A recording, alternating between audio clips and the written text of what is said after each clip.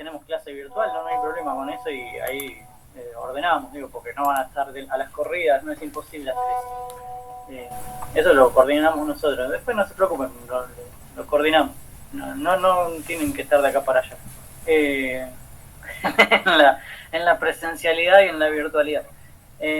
¿Cómo es esto? No, bueno, igual el 25 nos vemos y ahí charlamos. Pero bueno, nos quedan entonces. Les muestro ya. No, espérate.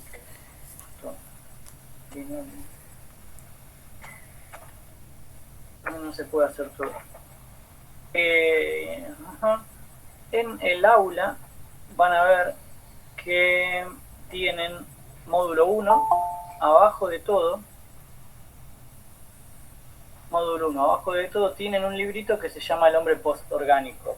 Te van a decir, hay que leer un libro. No, porque en realidad todo lo que estuvimos viendo desde el parcial hasta ahora es sobre este libro. Y ahora se los voy a mostrar para que ya sepan que está leído, básicamente. Bueno, de hecho, este libro, digamos, vamos a trabajarlo. Tiene 269 páginas, pero nosotros vamos a trabajar desde la 9 hasta la 114. Y de hecho las vamos a hacer hoy, porque les voy a hacer el señalamiento de las cosas que ya vimos, básicamente, el texto, para que tengan el soporte para hacer el parcial, básicamente. Entonces me gustaría mostrárselos. Y la clase próxima, entonces sí vamos a trabajar con este capítulo de Yukui. Yo miro a ver si lo encuentro porque lo perdí el libro, pero sé que está por acá. Que es Fragmentar el futuro. Que son 2 capítulos, serán 30, 40 páginas más, básicamente. Pero, bueno, voy al de Sevilla, si no les pongo nervioso.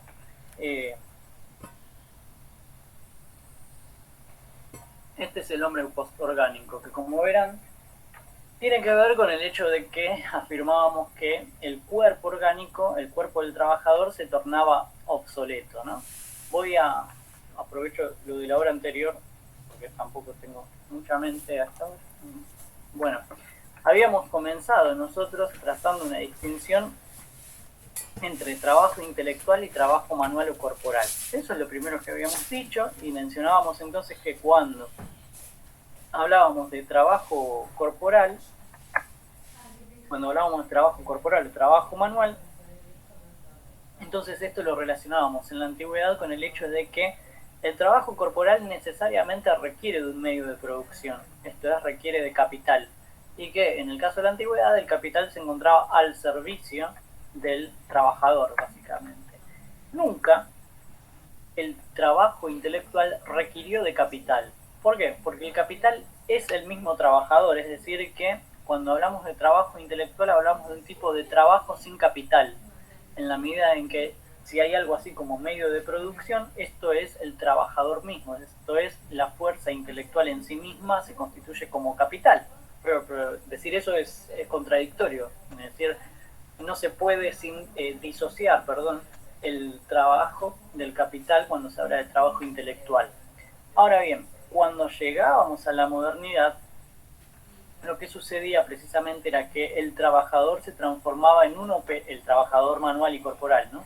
Se transformaba en un operador o en un operario del capital, es decir, que es el obrero clásico en los términos de la modernidad industrial de Ford o de Taylor, en el gremio tanto como en la fábrica, y en la posmodernidad es entonces este operario o este operador o este obrero el que es reemplazado o sustituido a partir de la automatización, de los esquemas de automatización por algoritmos o por robótica, fundamentalmente. Es decir, que el cuerpo del trabajador es reemplazado. No obstante, veíamos entonces los problemas al momento de pensar en el hecho de que con el advenimiento en la posmodernidad del capitalismo cognitivo, con lo que nos encontrábamos era con fuerza intelectual que eventualmente podía ya no ser sustituida, porque hay ciertas funciones cognitivas que eventualmente, digo, esto están vistas, ¿no? pueden o no ser sustituidas. Y con esto veíamos, por ejemplo, la inteligencia artificial que no podía sintetizar todavía autoconciencia en los términos de Descartes. Todavía.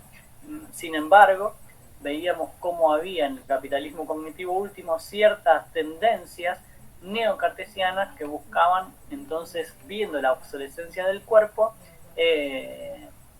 lograr trasladar la conciencia o la autoconciencia humana a dispositivos de hardware o de software. Básicamente esto es de virtualizar o digitalizar la existencia, o bien, digamos, lograr sustituir y reemplazar la conciencia humana por un tipo de inteligencia artificial autoconsciente. Bien, estos eran los debates. Esto nos llevaba especialmente al hecho de que, así como en la modernidad está bien escindido el campo de la producción y del consumo, en la posmodernidad con lo que nos encontrábamos era, según Alvin Toffler en 1984, con una simbiosis entre producción y consumo, esto es, entre lo que se llama prosumidor, ¿no? Entonces, a partir del capitalismo cognitivo, el trabajador, o más bien la existencia humana, tiene las posibilidades de prosumo o de autodiseño de su propia existencia. Esto es, puede seleccionar cuáles son las prótesis o extensiones o actualizaciones o upgrade de su propio cuerpo, básicamente, a partir de gadgets, esto es, a partir de prótesis que les permitan extender las funcionalidades que tiene, que era el ejemplo que creo que vimos la vez pasada con el cyborg, ¿no? Esto es, que el autodiseño supone pasar a una instancia en la que ya no vale tanto la selección natural, sino la selección artificial de dispositivos o prótesis artificiales que se incorporan al cuerpo. Y entonces veíamos que si en la antigüedad el capital se encuentra al servicio del trabajador, si en la modernidad el trabajador se encuentra al servicio de la máquina, del capital, en la posmodernidad el trabajador está en la máquina. Esto es que puede descargar, eventualmente, todavía no completamente, puede transformarse él mismo en información cuyos perfiles de usuarios, cuyos datos personales, cuya identidad se encuentra en bases de datos transformada en, por lo pronto, en información. En información que puede ser comprada y vendida, ¿no? Es decir, los datos nuestros, básicamente que se encuentran en redes sociales, los datos bancarios, los datos, etcétera, todo tipo de datos nuestros personales, se transforman en información susceptible de compra y venta. Vale que si entonces la vida es decodificada como información, entonces esta información es susceptible de ser un bien más de consumo o de prosumo.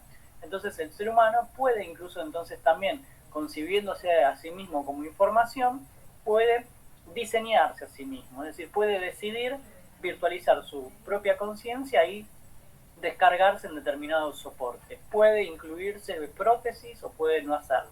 Bueno, creo que por ahí habíamos terminado la vez anterior, en la presencial de la clase anterior.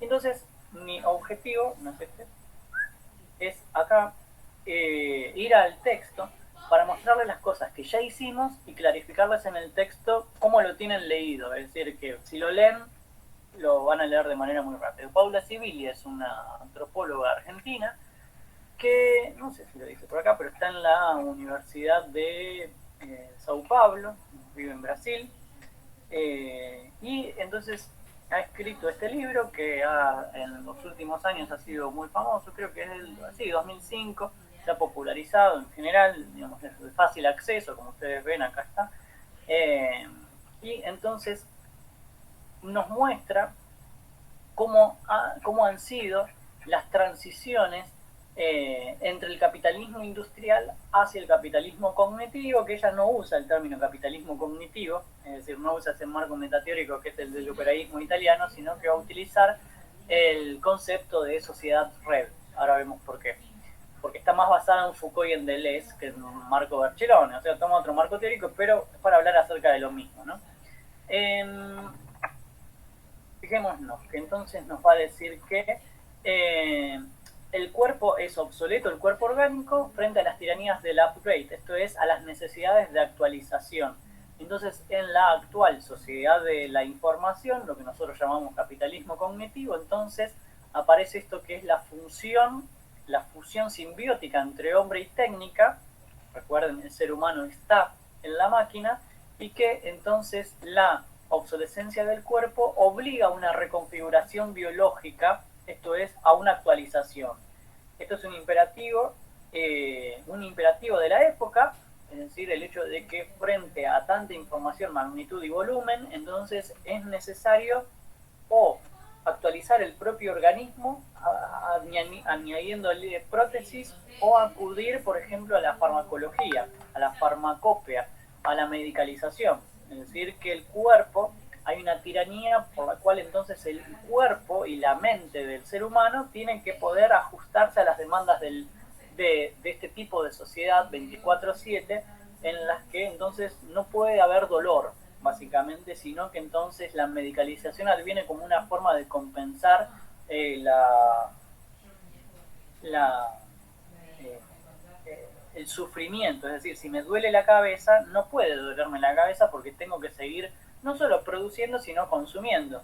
Si me pongo una vacuna contra el COVID, supongo que voy a estar en cama 3 días, supónganse ustedes, o me agarra COVID, pero digamos, ese tiempo no lo uso para descansar, sino que descansar significaría en cualquier caso mirar series, por ejemplo, póngale, ¿no? Que se trate de eso, es decir, que uso el tiempo de descanso para seguir consumiendo o prosumiendo en cualquier caso. Es decir, que no hay descanso, no hay lo que ustedes podrían decir un retiro completo de la existencia o del ser humano de la red, del prosumo. Todo el tiempo estamos, aunque sea con el celular, ¿no? Es decir, produciendo y consumiendo.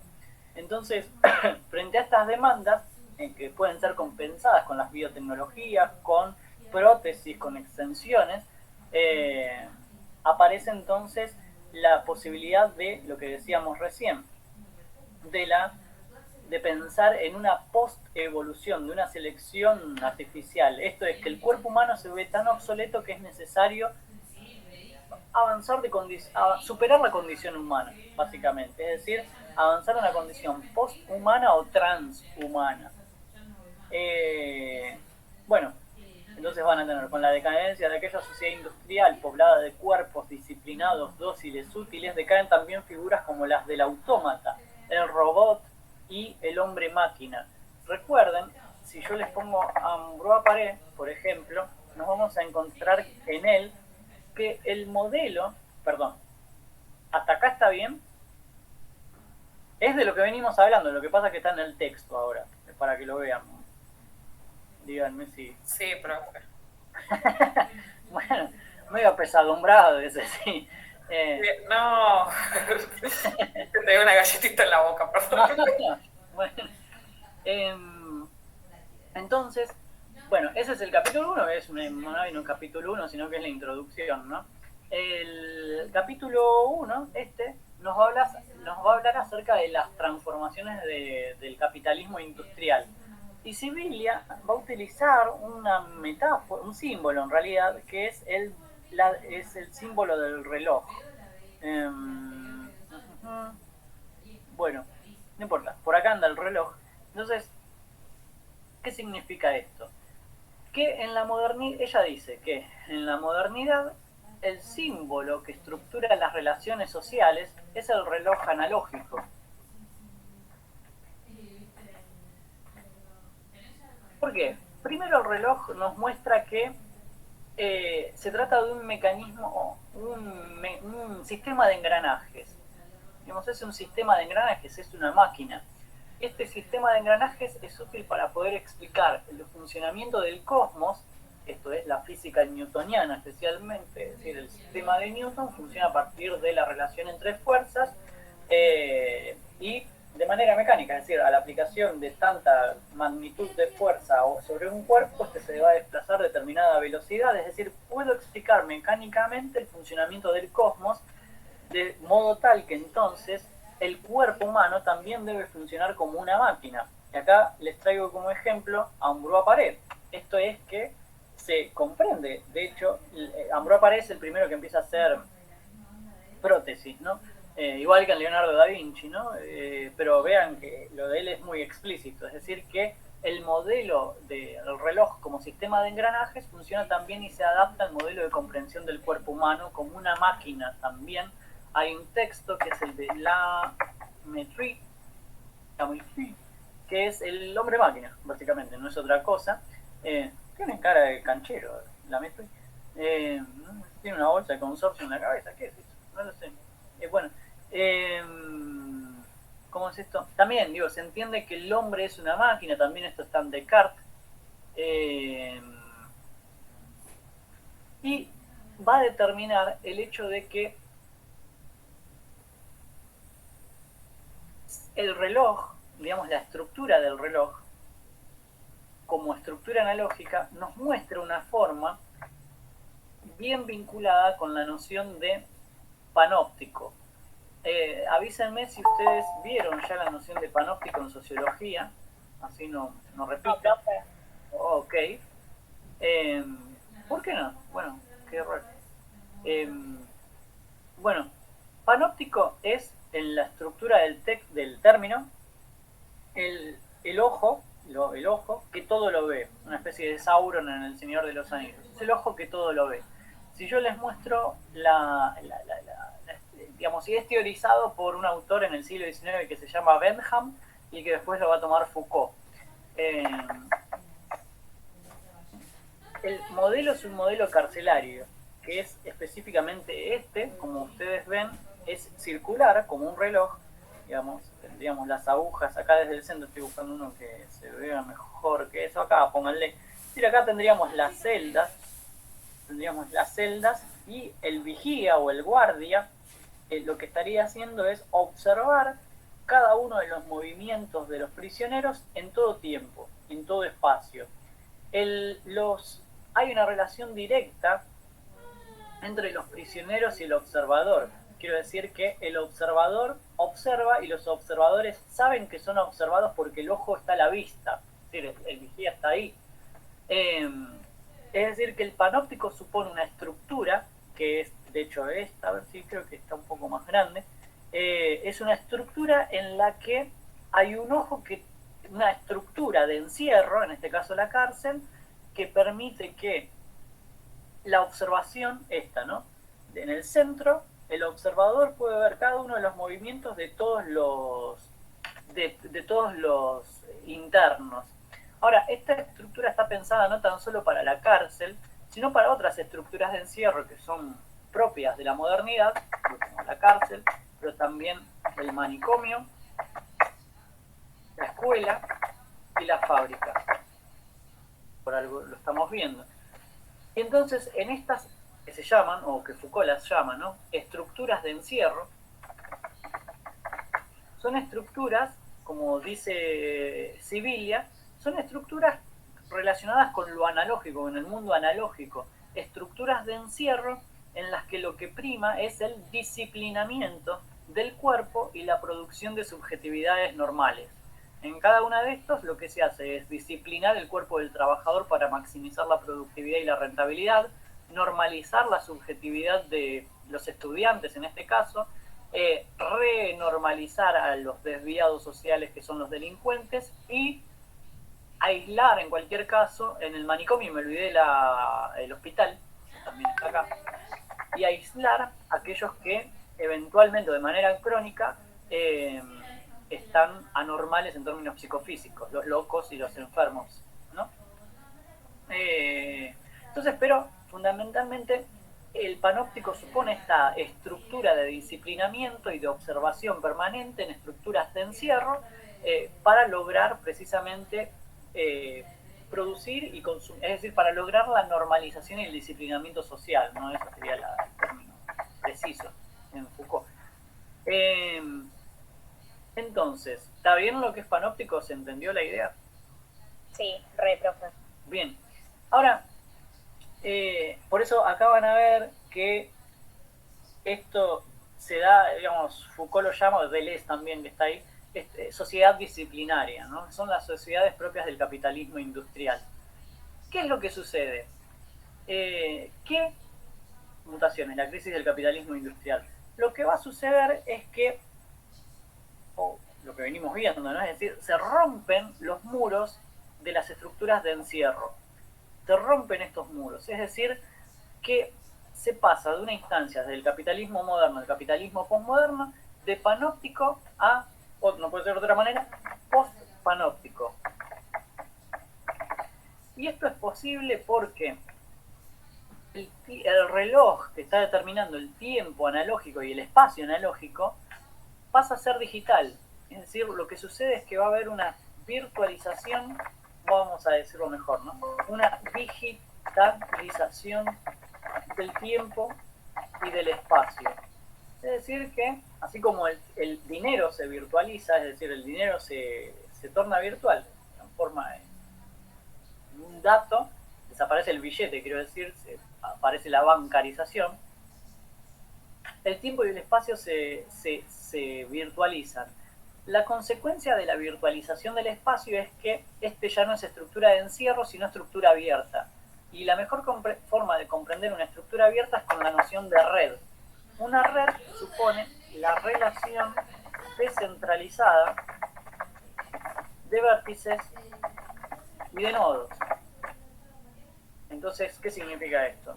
Es bastante más sencillo de lo que parece. Esto es que la primera teoría de redes es utilizada en África, en etnografía en África, para señalar la relación económica que se daba entre distintas aldeas, digamos, que comerciaban, ¿no? Precisamente. Entonces, por ejemplo, supónganse que tenemos algo así, entonces sabemos que esta aldea es la que recibe mayor cantidad de visitas, es decir, la que centraliza el comercio, supónganse, y que entre estas hay, es decir, tengo los nodos, los actores, y tengo vértices, que son los que establecen las relaciones.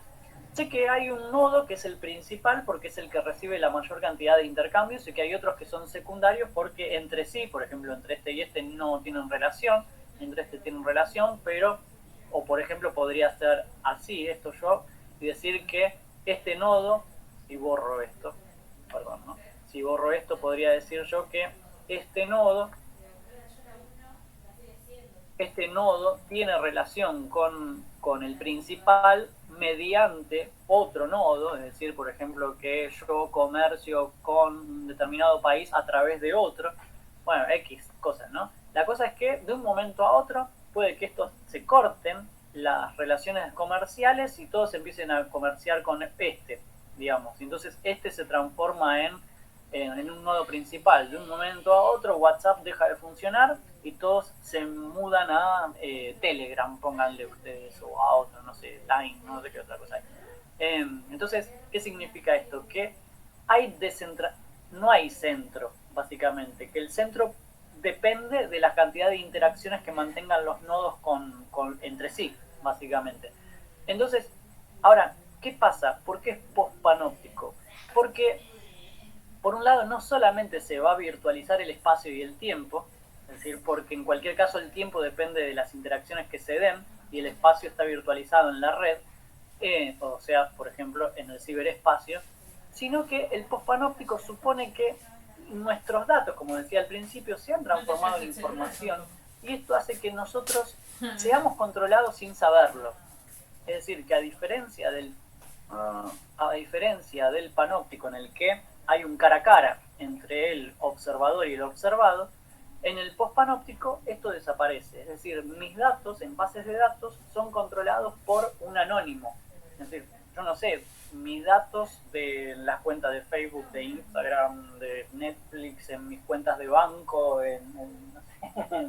del documento, etc. Mis datos personales están siendo controlados por un agente X anónimo que yo no conozco.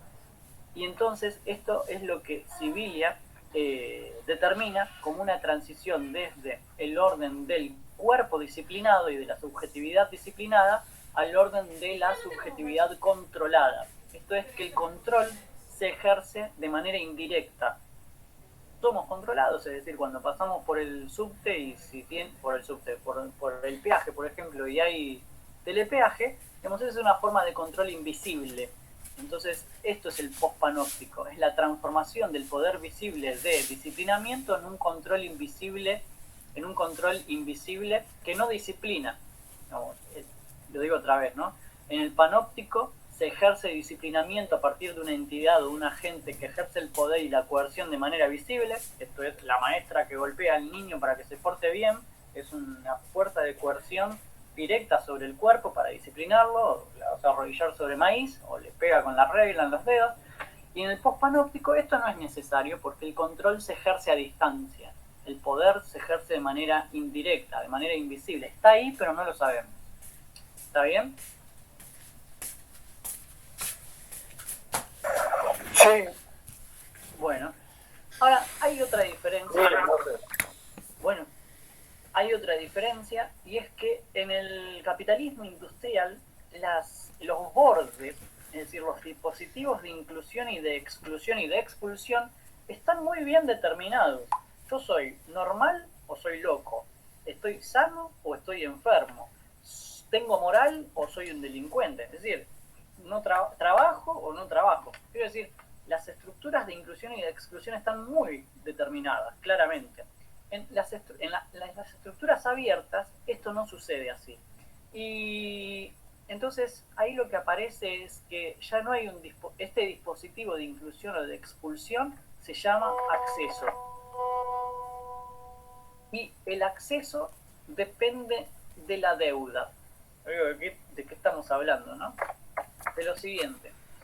Si yo quiero acceder a la red, necesito tener una tarjeta de crédito. Punto. Es decir, si yo quiero acceder a la economía de plataformas, si quiero comprar por Mercado Libre, necesito estar bancarizado. Si quiero tener Netflix, es decir, si quiero acceder a los servicios que ofrece la economía de plataformas, en tanto que ellas son las que producen la escasez para promover además la innovación y la actualización de los servicios inmateriales, necesito una tarjeta. Es decir que, voy al texto directamente. No estamos lejos, profe, ¿eh? ¿Qué es esto? Acá dice, en ese mundo sin afuera, es decir, en el de la red, porque no hay adentro ni afuera de lo que está hablando, ha sido superado claramente como en ese mundo sin afuera, el encierro ha sido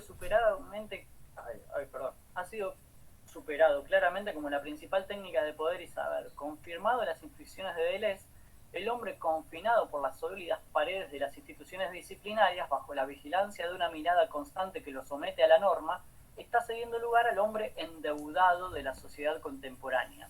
El consumidor feliz poseedor de tarjetas bancarias de crédito y débito que ofrecen acceso a los más diversos bienes y servicios por medio de contraseñas en sistemas digitales está condenado a la deuda perpetua. Entre todas las claves, señas y contraseñas que canalizan los flujos informáticos del mundo contemporáneo, los números de las tarjetas de crédito figuran entre los más cotizados en los shoppings virtuales de Internet, por ejemplo, que se erige como dispositivo emblemático de la sociedad de control. Es decir, no es el único sistema de control del ciberespacio, ¿no? La lógica de la deuda sugiere algunas características interesantes de las nuevas modalidades de formateo de cuerpos y de almas, a diferencia de lo que ocurría en el capitalismo apoyado con todo su peso sobre la industria, capitalismo industrial. En su versión más actual, el endeudamiento no constituye un estado de excepción, sino una condena permanente. Es decir, que, bueno, lo va a decir acá, ¿no? Convertida en una especie de moratoria infinita, la finalidad de la deuda no consiste en ser saldada, sino en permanecer eternamente como tal, flexible, inestable, negociable, continua. Aunque suene paradójico, hoy es una señal de pobreza no tener deudas, no disponer de acceso al crédito, carecer de credibilidad en el mercado. Esto significa que el acceso se constituye como un dispositivo, en los términos de Foucault, para establecer los mecanismos de ingreso o de expulsión de la red, básicamente. Y entonces esto implica pensar en que la deuda es un predictor digamos, el acceso a la deuda, a tenerla o no tenerla, es un predictor de pobreza. Específicamente el límite de deuda, es decir, cuanto mayor es el límite de endeudamiento posible, más señal de riqueza hay. Es decir, los países más ricos no son los que menos deuda tienen, sino los que más límite de deuda tienen. Y los países que no acceden al crédito son aquellos países que, digamos, se dice de ellos que están fuera del mundo. ¿Vieron que dicen? Fuera del mundo. Te digo pensando en lo que... Es como quien tiene la tarjeta black y tiene la común. Claro, sí, exactamente. Claro. Sí. Entonces, ¿por qué? Porque no importa que la pagues, Sí importa porque es un índice de credibilidad, ¿no? Es decir, que cuanto más pagues, más límite tenés. Entonces, esto sucede en el orden individual, tanto como en el orden de los estados nacionales, ¿no? Lo digo por Argentina, básicamente ahora, que nadie nos presta un peso, pero digamos, porque no tenemos credibilidad, básicamente, y eso es el riesgo país de pago e impago de deuda. Pero en este esquema de capitalismo cognitivo, ¿no? Entonces acá tenemos de lo que ella va a hablar, de Sibilia, ¿no? Con Deleuze y Foucault, de los mecanismos de exclusión social. Bien, hasta ahí va. Sí, profe. Sí, sí. Bueno, acá entonces van a ver que aparece, les preparé un texto que también tienen en el aula, déjenme chequear, a ver si ya me olvidé, me acuerdo de las cosas. Pero yo lo puse. Es un texto que se llama, esto lo abrí recién, sí. Bueno, se lo subo ya mismo, que es este, para que vean ustedes hacia dónde entonces estamos yendo, que es la Declaración de Independencia del Ciberespacio, una cosa rara, que van a decir de qué estamos hablando, pero se van a dar cuenta ahora de inmediato de algo. Lo pongo también abajo del de Civilia. Archivo, acá. Ahí se lo subo. Declaración de Independencia del Ciberespacio, que es un texto, creo que era de 1987, seguramente me estoy equivocando. Chequemos el dato rápido, puede ser posterior, pero no me acuerdo muy bien. Puede ser 96, está bien, no, mucho después. Fíjense ustedes cómo empieza el texto. Sí, dice, gobiernos del mundo industrial, porque está hablando del capitalismo industrial, vosotros, cansados gigantes de carne y hueso, no, carne y acero, dice, vengo del ciberespacio, el nuevo hogar de la mente. Es decir, que esta mente es una mente que carece de carne y de acero. En nombre del futuro os pido en el pasado que nos dejéis en paz. No sois bienvenidos entre nosotros, no ejercéis ninguna soberanía sobre el lugar donde nos reunimos. No hemos elegido ningún gobierno ni pretendemos tenerlo, así que me dirijo a vosotros sin más autoridad que aquella con la que la libertad siempre habla. Declaro el espacio social global que estamos construyendo independiente por naturaleza de las tiranías que estáis buscando imponernos. Bueno, no voy a leerlo todo, les quiero señalar algunas cosas.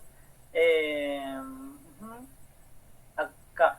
El ciberespacio está formado por transacciones, relaciones y pensamientos en sí mismos que se extiende como una quieta ola en la telaraña de nuestras comunicaciones. Nuestro mundo está a la vez en todas partes y en ninguna parte, pero no está donde viven los cuerpos. Estamos creando un mundo en el que todos pueden entrar sin privilegios o perjuicios debidos a la raza, el poder económico, la fuerza militar o el lugar de nacimiento. En el 95 era algo utópico esto, hoy no lo es así, digamos, era uno de los idearios en Silicon Valley cuando se construye la idea de red, ¿no? Hoy esto no es así. Estamos creando un mundo donde cualquiera puede expresar sus creencias sin importar los singulares que sean, sin miedo, etc. Acá este párrafo quería ir. Nuestras identidades no tienen cuerpo, así que a diferencia de vosotros no podemos obtener orden por coacción física. Creemos que nuestra autoridad emanará de la moral, de un progresista interés propio y del bien común. Nuestras identidades pueden distribuirse a través de muchas jurisdicciones. ¿Qué decir de esto? Es decir que entonces vuelvo a Sibilia, donde aparece la distinción entre el proyecto fáustico de tecnociencias fáustico y el proyecto de tecnociencias prometeico. Esperen que necesito espacio acá. ¿Qué significa esto? Significa que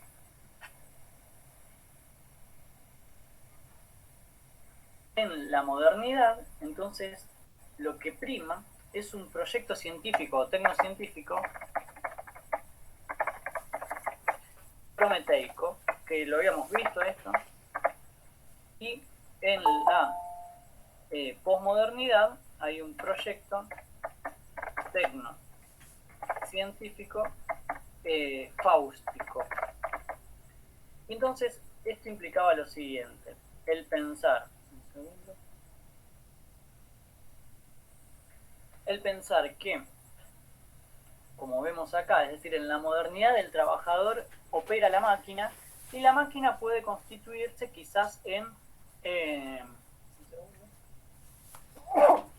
una prótesis del ser humano sin atravesar el límite de la piel o sin atravesar el último de los límites que es la muerte. Denme un segundo.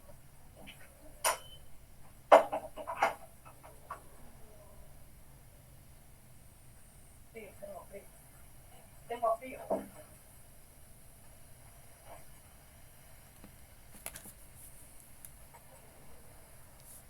Si no me voy a resfriar. Dios, hay prótesis y estas prótesis lo que hacen es extender y potenciar las funciones humanas. Por ejemplo, lo que creo que dábamos el ejemplo de la rueda, lo que hace es sustituir los pies y extiende sus potencialidades. En el proyecto tecnocientífico fáustico hay un atravesamiento de este límite que, como decíamos al principio, lo que va a buscar es eliminar el mayor de los límites de la existencia humana, que es el cuerpo orgánico, porque este se muestra como obsoleto frente a las demandas de la sociedad de la información, como la llama Sibilia, y nosotros la denominamos capitalismo cognitivo, que son marcos teóricos que hablan de lo mismo. Entonces, a partir de acá, Sibilia va a extender aquello que nosotros ya vimos en general. Quizás nos faltan más ejemplos, pero los vamos a trabajar después. Es decir, va a empezar a hablar acerca de la inmortalidad más allá del tiempo humano, es decir, en los proyectos tecnocientíficos fáusticos que lo que buscan es superar la muerte. ¿Cómo? A través de las combinaciones de lo orgánico y lo inorgánico, esto es el cyborg, como habíamos visto, y a través de las posibilidades de descargar la conciencia en soportes que sean hardware o software, por ejemplo, pero también suponiendo otro tipo de tecnologías que lo que buscan es no solo medicalizar, sino extender la vida. A Brodie Gray, por ejemplo, un gerontólogo que afirma que ya es posible pensar a través de tecnología con células madres en extender la vida humana más allá de los 100 años. Digamos, son todas cosas que se están haciendo. Entonces, aparecen estos que ya llaman tecnologías de la inmortalidad o, digamos, por ejemplo, también del rejuvenecimiento. Por ejemplo, si yo pongo acá rejuvenecimiento de la piel, pongo noticias, bueno, a ver si lo encuentro, 30 años, hace me sale cualquier cosa, 30 años, hace una semana salió una noticia acá, bueno, salió una noticia de una técnica, acá está, una técnica genética para rejuvenecer la piel de 30 años, digamos, atenti ahí, ¿eh? Entonces, claro, hay todas, digamos, acá aparece la relación de lo que es la biopolítica o el biopoder relacionado con la búsqueda de sostener y conservar la existencia en determinada edad o de trascender la muerte, básicamente. Y entonces de esto va el capítulo este y también va a ir este, es decir, la virtualización más allá del espacio humano, y acá aparece este ejemplo que les daba yo con la declaración de la independencia del ciberespacio. Esto es que en el ciberespacio, como espacio virtual, es decir, la virtualidad más allá del espacio humano, el ciberespacio es una de las formas de la virtualización del espacio. Podría haber otras hoy, como por ejemplo el metaverso de Facebook. Ese podría ser otra comprensión de la virtualización del espacio, ¿no? Es decir, ¿qué son esas entidades en el metaverso que se configuran como perfiles no humanos y humanos con los cuales uno puede interactuar? Yo estoy en el metaverso a través de lentes de realidad virtual y empiezo a interactuar con entidades que no son humanas, pero que me interpelan. Es decir, hay un bot, pero que tiene un perfil ciertamente humano, no tan humano, depende de cómo lo quiera percibirlo, con el cual interactuamos. Profe, disculpe que lo interrumpa, creo que había una noticia de que alguien se puso de novio con alguien así tipo que no existía. No sé si usted la vio. No, pero sí, me imagino que sí. Sí, que se llama novia virtual y bueno, se hicieron, era un robot, básicamente. Sí. No sé si hace bastante ya salió. Me hizo acordar de eso. Sí, este se casó con un robot, sí, hay cada tanto salen, viste, que, bueno, es interesante. Digo, sé que lo hace uno pensar, ¿no? Sí. No quería ser sugar daddy, profe. Es que lo crean como lo que ellos que se querían, o sea, era como ideal para ellos. Claro, sí, claro, es que en realidad lo que aparece acá es la personalización, ¿no? Es decir, que de algún modo se está enamorando de sí mismo, porque, digamos... Paren el mundo, me quiero bajar, ¿no? Sí, o no, depende, mira. Ahora, bueno, y acá aparece la noción de la digitalización de la vida, que es el último de los capítulos, que va...